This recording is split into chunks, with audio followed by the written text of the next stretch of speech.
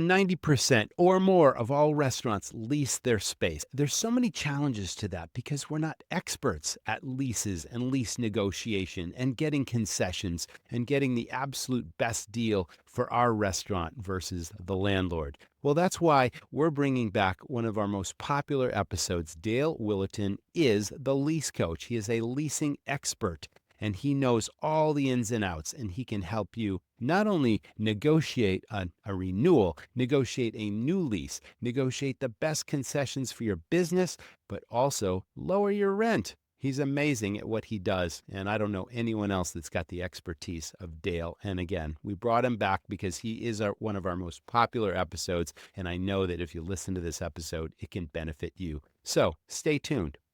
If you like what you're hearing, we'd appreciate you leaving us a review on your favorite podcast player so other hospitality professionals can find us. And if you have a topic that we haven't covered that you'd like us to, please drop me a line, Roger, R-O-G-E-R, at restaurantrockstars.com. Now, on with the episode.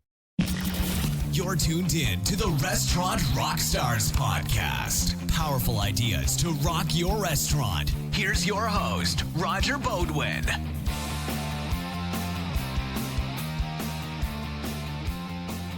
Listen, what would it feel like to lower your operating costs, double your sales, lower staff turnover, create raving fans, and design a menu that literally prints money? Our online restaurant training system will teach you and your staff to rock your restaurant and transform your business. Head on over to restaurantrockstars.com. It'll take you less than 5 minutes to get started. You've got this.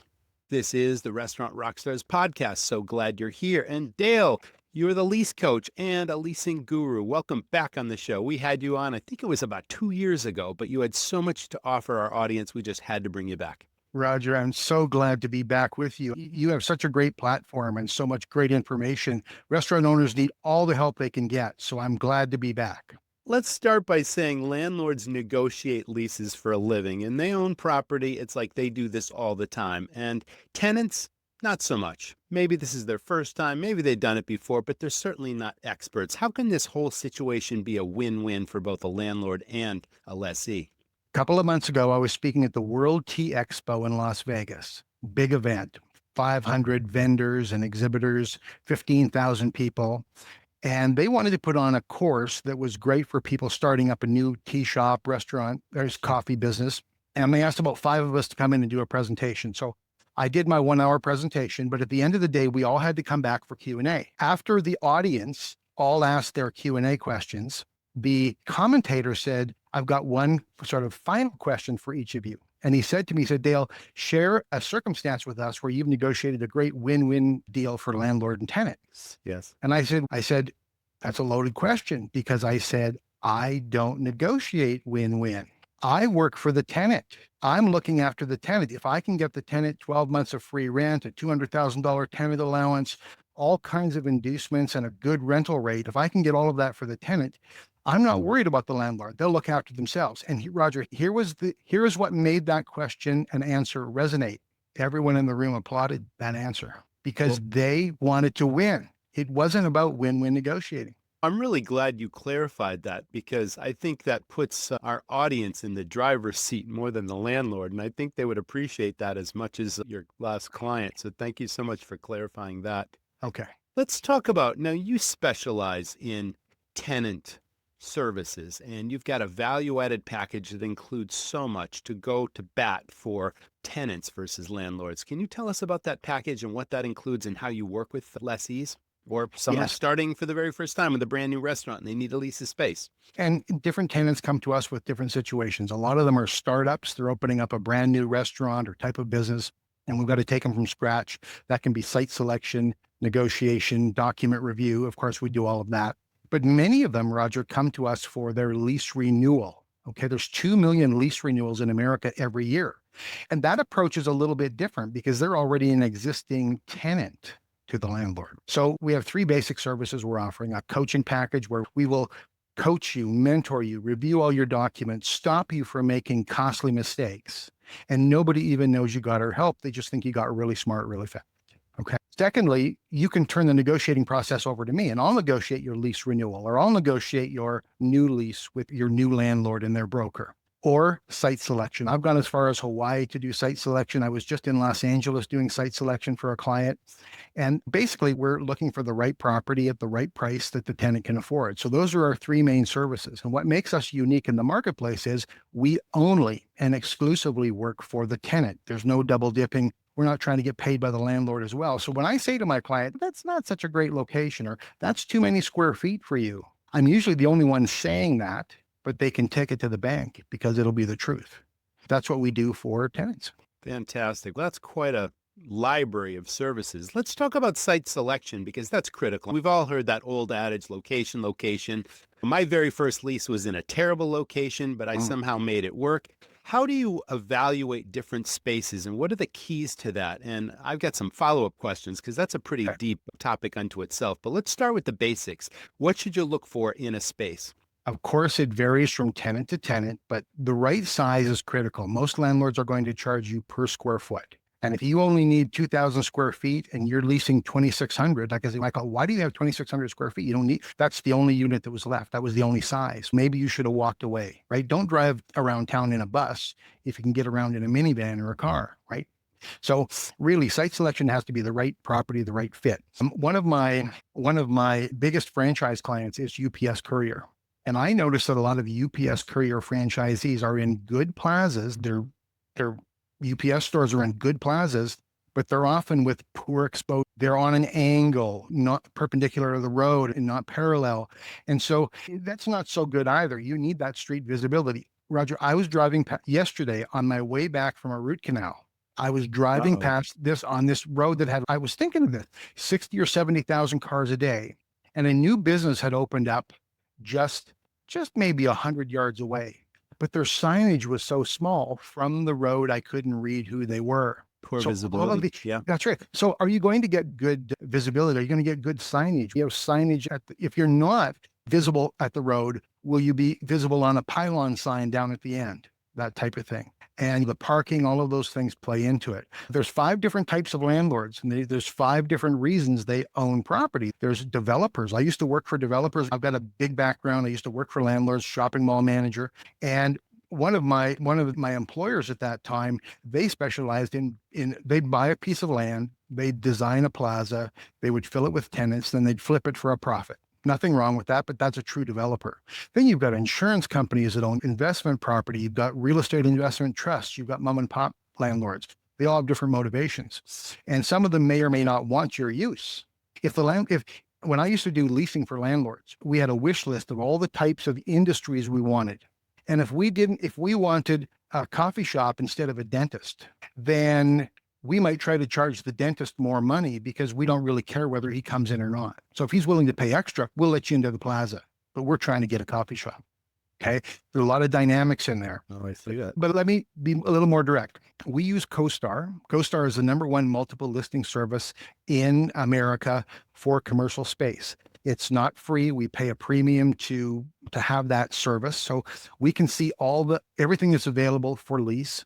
But then the key is the flying to the location and doing the drive around. I had a call from a franchisor and he said, Dale, we got 300 locations. We're opening more. How do you get such good sites I want advice. How do you get such good sites for your clients? And I said, I fly there. I look at the locations. I don't do it on my computer. I don't do it based on what a broker tells me, right? He said, oh, we don't have the budget to fly there and actually inspect the space before the franchisee signs the lease. And I said, well, they're going to pick a lot of dog locations. And it's going to be the franchisor's fault because they never made the effort. They were taking someone else's word that it was a good location. And tenants can often be hoodwinked into thinking it's a good location when really it's not because they're not being shown everything in the marketplace. So it's online research, boots on the ground, Roger. Nothing sophisticated. You've got to go there. That sounds like an investment to me and not a cost, Dale. It's like it can be I agree. Penny smart and pound foolish, the old adage there too. So that begs the question. There's so many different parameters. How many spaces would you recommend looking at before somebody settles on something? Let's just say someone hires you to work with them, and is it 3 spaces, 4 or 5 spaces? And so many parameters fall into that, like traffic counts, perhaps, visibility from the road you talked about, Of course. complementary tenants that have high traffic that might bring business to your space, like all these things I'm thinking of.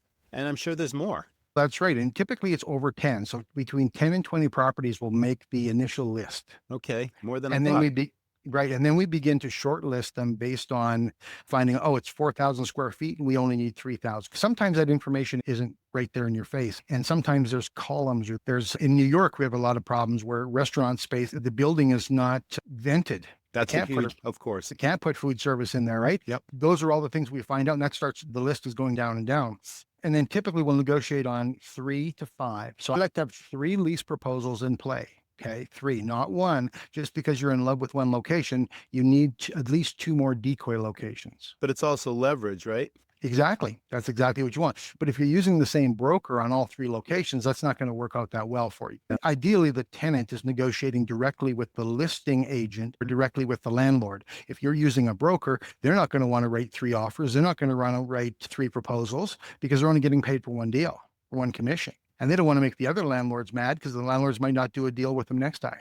There's a bit of a greasy underworld here. Do you ever recommend restaurants go into a location that has lots of restaurant competition nearby? In the auto industry world, you'll have auto miles and strips where there's 10 different car dealerships because business brings more business. Does that always work for restaurants? Do you want to be at a place that's a big restaurant destination? Or would you prefer a standalone? Does it vary? We talked about this in our last podcast, and one of the points I made was that if there's too many food service businesses, parking can become an issue. Parking's at a premium because they're all coming at the same time. I do think that depending on your industry, positioning yourself right beside your competitors can be very good. Now, here's my point though. A well-known tenant doesn't position themselves beside unknown tenants. It's the other way around. The more mom and pop you are, the more local, the more one-off you are, you want to be beside all the big boys. Okay. So they're not gravitating towards you. Like I've got a client out of California that said, we want to be within 500 yards of a McDonald's. It's that simple. All right.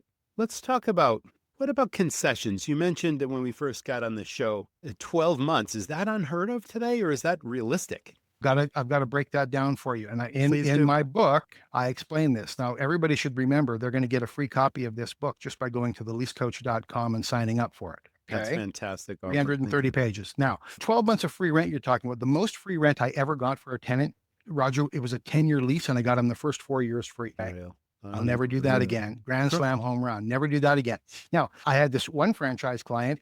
I got him 12 months of free rent.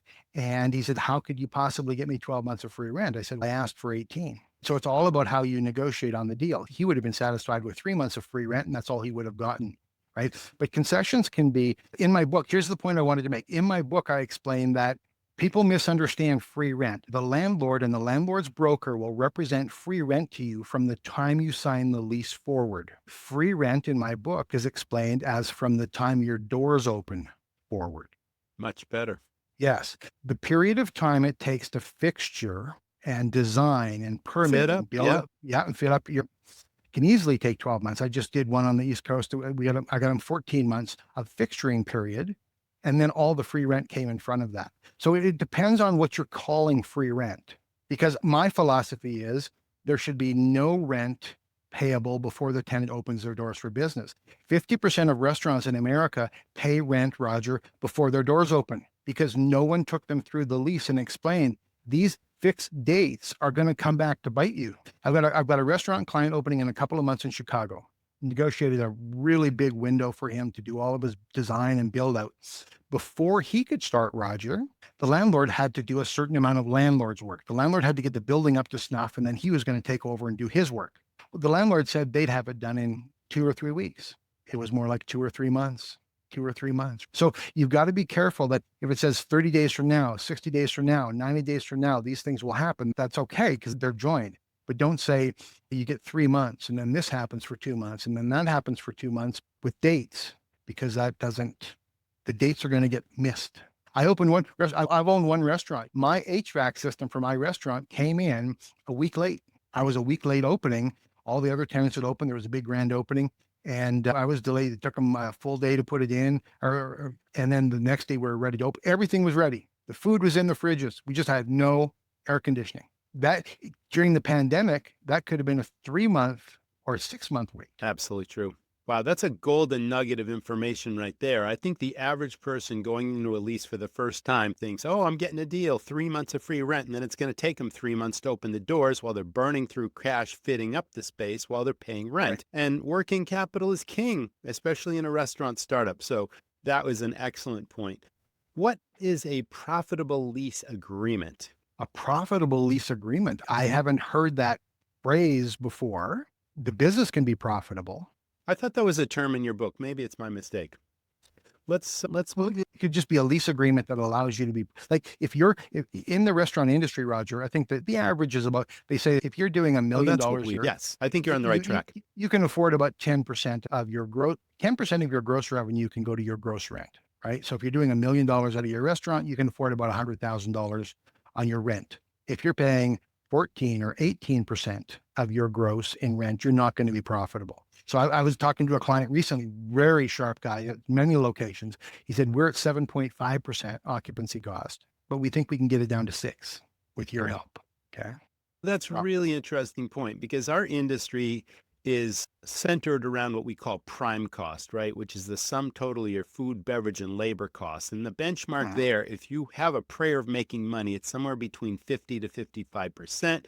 Which means for every dollar of sales, 50 to 55 cents goes to your food, beverage, and labor. And then you got your lease expense. And if that's 10%, now you're suddenly at 65%. And now you got 35 cents left over from every dollar to pay every other expense in the place. And we know it's a long list of expenses. So I'm really glad that you provided that benchmark. Let's talk about, do you recommend, let's just say you're a first-time tenant going in, got a brand new restaurant. Do you recommend having a shorter term lease with an option to renew in case things don't work out? No, the more money you spend building out your restaurant, the longer you want the term to be. Part of that is just because if you're going in for financing, if you want a 10-year loan from the bank, then you need a 10-year lease. They're only going to give you a loan for the initial term of your lease in most cases. So if you say, I'm signing a 5-year lease, they say, we're only going to give you a 5-year loan. We can't afford that. Plus, everything's supposed to last 10 years. But the more you spend, usually the longer the lease. What I do is I approach it from the back end and I build in an early right of termination. So yeah, we'll sign a 10-year lease or even a 12-year lease. If I can get 2 years of free rent, we'll sign a 12-year lease and pay rent for 10, which is what they want. And the option to get out early is often attached to something like missing sales marks. If we don't get to $1 million in gross sales by year 3, we can give 6 months notice and terminate our lease and walk away without penalty. We tried. Why nail us? It depends how you're getting the space. If the space, I often talk about this at my seminars. So I speak at the California, Florida, New York restaurant shows for 15 years. The California show is coming up right away. I will see you there. See you at the Los Angeles show. Yeah, it's actually not on Orange County, but yeah, it's coming up quick. And it's so interesting to talk to these tenants about their situations and what they go through in their lease deals. But I'll pause there. Is there any overlap with a sublet clause with the early termination in case things don't work out? You don't want to get sued. You don't want to go to court. If you can find a suitable tenant that the landlord approves, is that a separate thing, or do you see that much in every lease? At the Lease Coach, we've done, in the past 25 plus years, we've done probably close to 4,000 leases, maybe a quarter of them for restaurants, okay? Because we work in all different industries and that type of thing. And the termination, I'm sorry, Roger, can you just repeat that? Yeah, I wanted to know if there was, besides the early termination clause that you talked about, is there any overlap with a sublet? Yeah. Or assignment. Thank you. Exactly, the assignment. Assignments are the way to go. Very few restaurants owners will ever sublet their space. And if you're talking about the owner giving up his space for another restaurant owner, right? Not the landlord. I'm talking about the lessee having a way out in case things don't work out. Right. Business just fails, but you got a 5 or a 10-year lease and you don't want to be sued be on the hook for it. The way it's supposed to work is if I sublease my space to you, then you're supposed to pay your money to me and then I pay it to the landlord. Oh, I see. In a lease assignment, the landlord signs off on it and you pay your rent directly to the landlord. So lease assignments are the norm, not subletting. I see. Just to be clear. Much better. You're still on the hook though, Roger. So if the person like I'm this one restaurant franchisee come to me and they had sold their two franchise restaurants, and they had done an assignment of the lease because the seller was still on the hook for the lease. And because the buyer of the restaurants was defaulting, the landlord forced the sellers, the original tenant, to pay the rent. They kicked out the tenant, pay the rent, but they couldn't get back in the space, Roger. They were obligated to pay the rent, but they did not have the right to go back in and reopen a restaurant. So assignments are really a critical part of the entire lease deal that we negotiate. Are there any advantages to a landlord or a way out if suddenly he decides to terminate the lease early, or is that has to be in a clause and you negotiate that away? And I tell you why I ask that is I've seen multiple situations where a restaurant will build a really strong business in a space, and then all of a sudden the landlord decides there's a higher and better use. I'm going to tear the building down and build condos, and you're out. And sometimes that might happen in a timing situation where the lease isn't even up to renewal and the contract's not over, but yet I'm the poor restaurant owner who doesn't have the money to bring you to court and sue you because this will drag out for years and cost me a ton of money, but suddenly I lost my business. Do you see these things happening? Very rare, very rare. Landlords want tenants. The longest formal lease agreement, Roger, can be 40, 50, 60 pages long. And the biggest clause in the formal lease agreement is the default clause. So if you don't pay your rent and if you don't hold up your end of the bargain, of course they can boot you out, right? They can sue you and evict you from the space. But it's really quite rare that the landlord is going to say, everybody move out because we're going to build condos here. It happens once in a while, but it's not something you would actually worry about. If you get sent a lease agreement and there is a clause that says, in the event we decide to redevelop the property, we can give you 1 year's notice and you have to move out, which is a rare clause to see in a lease, that means that's at least in their target. Yeah. It's at least in their sights. But most leases don't have that redevelopment clause. They really don't, because the buildings may be only 15 years old or 20 years old. They're not going to tear that down. Older buildings are more susceptible to that. Okay. Thanks for answering that. Not every landlord is above board. What type of pitfalls do you see in leases? Beware the fine print kind of stuff. And that must come up from time to time. It's what the tenant doesn't understand. I explain to my client when I do it, we talked about my services at the Lease Coach, but I also do a fantastic 39-point lease inspection for my clients. I do the full document review. I don't really think they need an attorney. They can use one if they want, but I'm going to go through it like an industry insider. And the clauses in the lease agreement are very apparent to me. And I spend a lot of time explaining to my clients that this is what this clause means. Your staff cannot park on the parking lot. What do you mean my staff can't park on the parking lot? We're going to have to negotiate that because there's not enough parking and they don't want your staff on the parking lot. They're not going to come to work if there's no place to park because the tenant sees a heading that says parking, but they don't really gloss over it. So there's a lot in a lease agreement every lease agreement is loaded in the landlord's favor, right? So I'm holding my arm up like this. You can't see it. Let's say this way. The lease is leaning towards the landlord. When I take on I say, look, I'm not going to get the lease agreement to lean over here towards you. I'm just going to get it to the middle. I'm going to make sure that it's fair and reasonable within industry standards. So, do you have more to add to that? It's just the document review process for me, because I'm a lease nerd, is so much fun. I love going through it. What do you mean? Word to word. I did one recently where it said, this was for a restaurant. It said if the restaurant owner, the tenant, sold the restaurant, they had to give 10% of whatever they sold the restaurant for to the landlord. No kidding. That's not normal in the industry. And of course, that's not advisable. But of course, what did my client say? When I explained that to him, he said, is it like, I said, this is what the clause says. Then I wait for their reaction. He said, well, it's normal. No, that's not normal. That brings up a situation that I'm working with a client right now, and they want to start their very first restaurant. They've had success doing some pop-ups in different locations, but now they want a bricks and mortar space. And hey, come look at this space. What do you think, kind of thing. And the odd thing is they've showed me two places where the landlord expects them to pay a portion of his property tax in addition to CAM, in addition to the rent. Is that typical today, or is that completely unusual? Your restaurant team is the foundation of your business and most important asset. I know from experience that a happy team is a productive team that deliver great guest service experiences. Morale is the key. Check out myemployees.com/hospitality.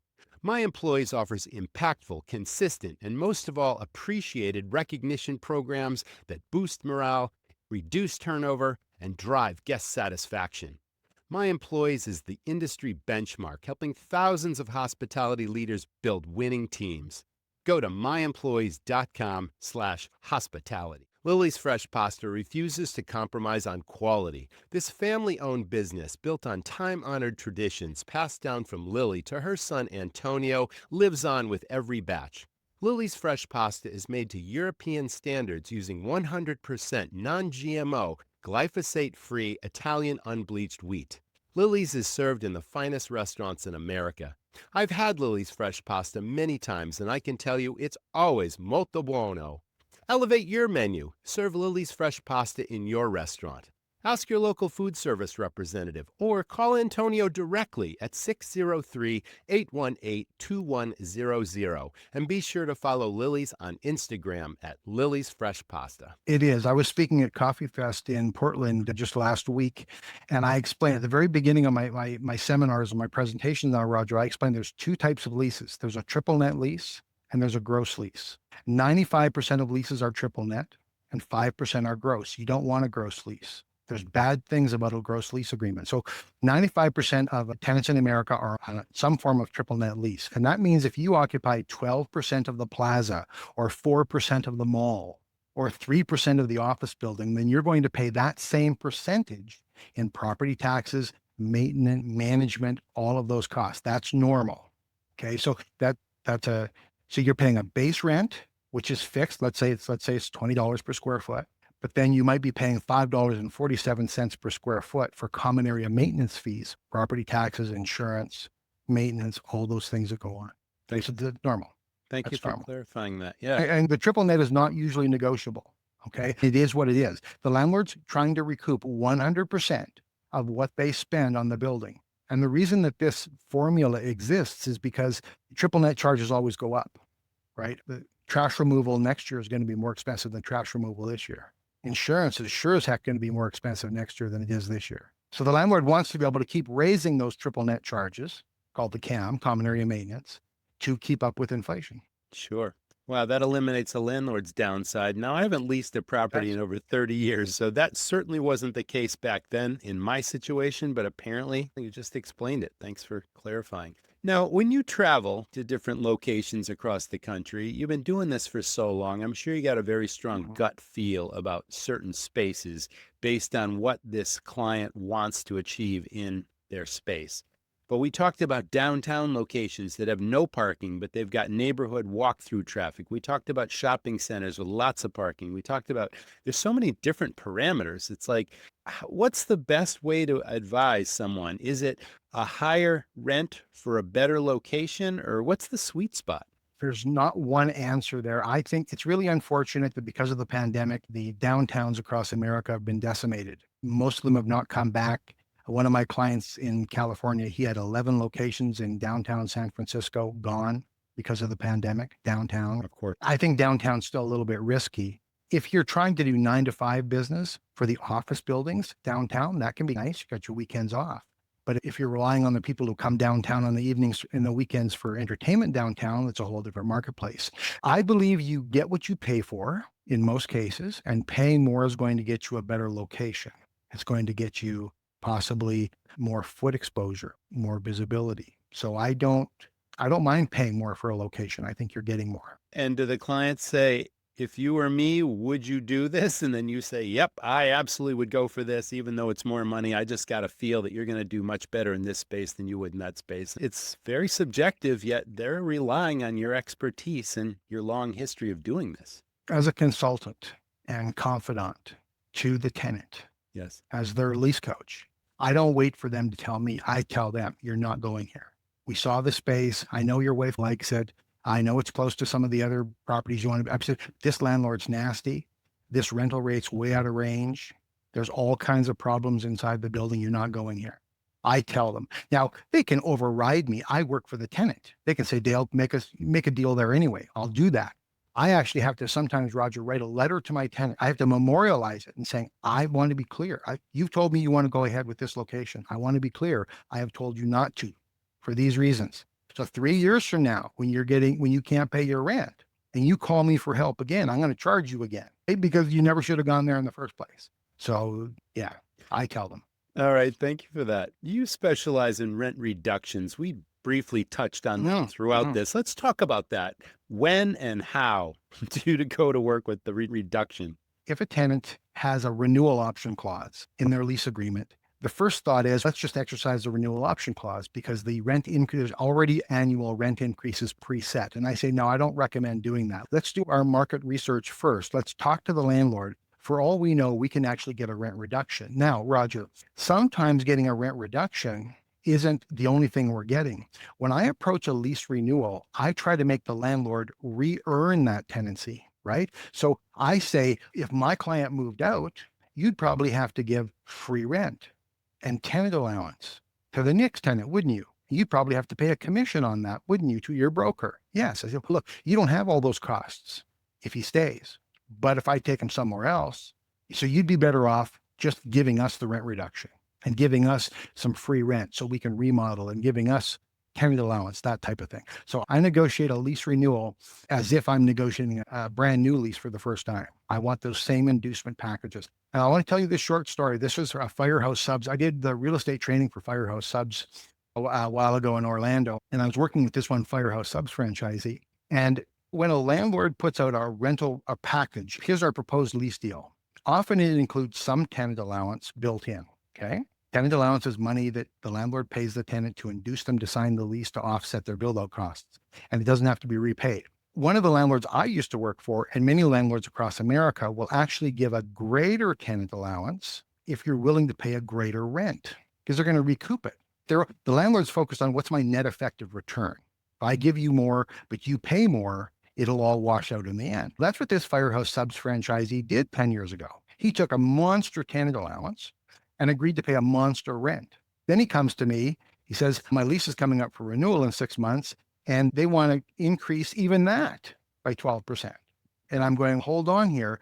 They can't hold all that repaid tenant allowance against you. And I got him a $4,000 a month rent reduction. $4,000 a month, Roger. Because he didn't know, should I keep paying rent from where my rent finishes, or do we reset the dial? And I said, we got to reset the dial. They're not renting that vacant space for what they're asking you to pay. They're artificially saying, if you're paying this today, of course you have to pay that tomorrow. Next year you have to pay that. No, there's no law that says rents always have to go up. 80% of the time, I'm able to get a tenant a rent reduction. Sometimes it's okay. This one client, he's from Portland too. And he phoned me up. He's opening up a second location. He said, Dale, you might remember me. I'm the food service business in Portland. You got me a $450 a month rent reduction on my lease renewal last time. I said, oh yeah, I remember. But he was a small store. $450 to him was like $3,000 to some of these other guys. Yeah, for sure. And with some restaurants, Roger, it's renegotiating the percentage rent. I've got some very successful restaurant clients. Half of my clients are in the franchise industry and half are independent.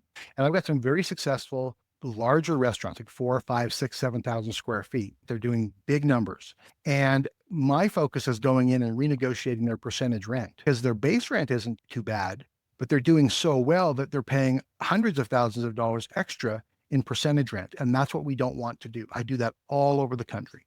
So if you have a really successful restaurant and you're paying percentage rent, that's the point you want to hit on the negotiations. I don't care because it's all a mathematical calculation, Roger. It's a balancing act. An expert in their corner. You can't argue with that. What's the state of vacancies in different parts of the country? The pandemic wiped out, 100,000 restaurants, the statistics said supposedly, and here suddenly lots of spaces that used to be restaurants. Some of them had fixtures like range hoods and walk-ins and all that kind of stuff, saved a new tenant money. Is all that space been filled, or is the vacancy rate varying depending on where you are geographically? Because so many restaurants are not doing that well, that space is coming on the market all the time. Turnover. Everywhere, turnover. And here's what's happening in realistic. Like, I'll get a call from a restaurant client and he'll say, look, I'm losing $10,000 a month and I'm paying, my rent is $10,000 a month. I said, look, if I got you a $10,000 a month rent reduction, you'd only be breaking even. They said, you're not going to be able to sell this restaurant. I said, why are you hiring me to negotiate your lease renewal? I'm not ready to throw in the towel yet. that's a scenario that plays out. But my advice to him is, look, walk away take your losses and walk away. Don't sign a 5-year lease renewal and then lose $10,000 a month for the next 60 months. So there's a lot of that second generation restaurant space coming on the market. About 50 to 60% of restaurants, new startup restaurants, will open in second generation restaurant space. And I go through this about 5 times a year. Here's what I go through. So the picture you painted is, it's a former restaurant. It's got a hood. It's maybe got a dishwasher over there. It's got a bar. It's got all these, it's got the grease trap. It's got all these things in it, right? Maybe walk-in coolers, things like that were left behind. The landlord says, you can use our equipment. I say, no, we're going to buy it for $1. If we sign this lease, here's an extra $1. We now own this equipment. That's really critical. And if the one recently that I had, I explained to him, it was a Mexican restaurant. And at the last page of his lease agreement was all the equipment. They listed all the equipment that was in the space, right? And he said, I had to replace a lot of it over the years. He said, the dishwasher broke down. I threw it away. I put in a new one. This broke down. I put in a new piece of equipment. I said, what did you do with it? That all belongs to the landlord. It says right here, that's the landlord's equipment. Oh, so we went out and bought for $10. We bought all the equipment as part of our lease renewal. Okay. There's a little more to it than just the rent. That's really smart. This brings me back 30 years ago. My very first restaurant was in a lease space that was 4 failed restaurants before I got there. And it had the range hood, and it had some furniture, tables and chairs. It had a walk-in cooler. It had the grease trap. It saved me a lot of money. But then I spent $15,000 on something that was key to my concept, a wood-burning brick oven that was literally right in the middle of the dining room floor. And I couldn't take that with me. And I was afraid once I left that space that someone else would come in and compete directly against me when I opened a bigger restaurant a couple of miles away. But to this day, 30 years later, there's still a Chinese restaurant in that spot. And all they did was drywall around the oven, and it's still there. Wow, you know what I mean? Incredible. Isn't it? Yes, that's incredible. And you know what that speaks to? In certain places, certain cuisines will do much better than other places. Yeah. A failed pizza place down the street from me here, it was on its second or third owner. And finally, it turned into a different cuisine, and now they seem to be thriving. So different cuisines. Yeah, we had a difficult landlord. Here's a comparison. I'm shopping spaces 30 years ago. There's this wrong side of the railroad track, leaky roof, limited parking, place that had 4 failed restaurants before I got there. And then there's a brand new real estate development literally across the street that's going to be a pedestrian mall with anchor tenants and a movie theater and a hotel anchor at the end of the street. And here's this raw space that I would have to spend a lot of money to fit up. There's no electrical in there yet. There's no plumbing, and it's here. You want it, you got to do all this stuff. And there was that, okay, what's going to do better? This dumpy space on the wrong side of the tracks, or this new pedestrian mall with the hotel and the movie theater right next door? And these are the decisions you have to make. And we couldn't afford to go into that space, but thankfully we went into the dumpy space because that development never took off. They built the movie theater, but the rest of the project was a bust. No anchor tenants, no hotel, none of that ever happened. So these things, you can't see around corners, but it certainly helps to have your expertise when you can't see around corners yourself. And there's more. You told that so eloquently. Really, the listeners need to understand. And I try to explain this to them, Roger, this big planned new development. What if it doesn't happen? What if they only get half the tenants? That happens. And most lease agreements, Roger, will have, if you're signing for a new development, like it's a pre-lease deal, it will actually not let you get off the hook as long as they haven't thrown in the towel. We're not going to build this year. We're going to build next year. Oh, we're not going to build next year. We're going to build the year after that when the economy's better. And you're on the hook. You can't get out of that lease because you never put in a right to terminate if they never move forward. So sometimes in life, we can't see what we're going to get until we actually get it, right? You go in, you do your due diligence and your best homework or whatever it is, and then you're in this space for a couple of weeks, and then suddenly the tenant next door is noisy, or there's certain odors coming from the property, and you got an indifferent landlord. What do you do when it becomes one of these situations where you just can't live with the tenant yet? You just locked yourself into 10 years living next to this tenant. That's right. One of the things that I always ask when I'm negotiating a lease, is this property, I know, and of course it's landlord owned, but is this property landlord managed? And sometimes they say, no, we use a third-party fee property management company. Well, you're not going to get nearly the service from them if they're in Chicago and your landlord's in Florida and the property's in San Diego. So try to find out if the landlord manages their own properties. Right. 'Cause that's better. You want that. you're at least one step closer to someone that can help you if there's a problem. That's fantastic. Dale, we've covered a lot of ground today, and you've been super helpful talking to lease negotiation and going to bat for people and rent reductions and all the things that you can save when you invest in your business versus try to tackle it yourself if you're not an expert. So I appreciate you being on the show. Well, you're welcome. And something I thought maybe we would share at the top of the show, but I love the flow that you took here that I want to mention. Please. In the commercial real estate industry, not that much changes. The leasing process is pretty much the same. It's brokers and agents and landlords and tenants. The leases are more or less the same. There's not that many changes in the industry. Of course, the restaurant industry is changing a bit, but the biggest thing that hit us 5 years ago was the pandemic. That reset the restaurant industry. Some survived, some didn't. Some of my clients figured out how to do delivery and takeout, and they did very well. The big thing right now that I'm hearing is the economy because of the politics. So I had two clients earlier this year that said, depending on how the election turns out, we'll know whether we're going to go forward. They both said that. After the election, Roger, one of them said to me, the election turned out great, let's go. And one of the others said, I didn't like those results. I think I'm going to put my project on hold. So interesting. The tariffs are all over the news right now. For sure. We're saying this, if you're listening to this 3 years from now, you might be saying, what are you talking about? But today's news is the tariffs. The hot topic, for sure. Where's it going? Most of this food that the restaurants are selling is local. If you're using exotic fruits and things like that, they may be coming from somewhere else. But many people are telling me some of their paper products are being sourced overseas and they're having to pay a tariff on that. And some people are telling me they're seeing a slowdown because people aren't spending as much. They're waiting to see what happens. We're in a political time right now. So a year from now or a year and a half from now, it'll be interesting to see what we're talking about then, because some people are opening businesses because they think the future is bright. Some people aren't. It's been fantastic information. And I've read your book, and it's wonderful that you're offering that to our audience. So again, theleasecoach.com, get a copy of Dale's Just book. sign up. And I'll give you a free. Terrific. Oh, you got it. Yeah. Oh, I got it. See, I got the pretty picture cover version. You got the this is an older version. Right? The version you're holding is the version that we send out.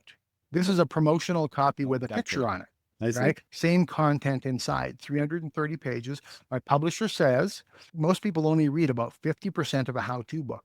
So when you get my book, don't read it from front to back. It's all in sections. You can read the deposit section. You can read the personal guarantee section. You can read all the different sections you want without reading it front to back because you might not get there.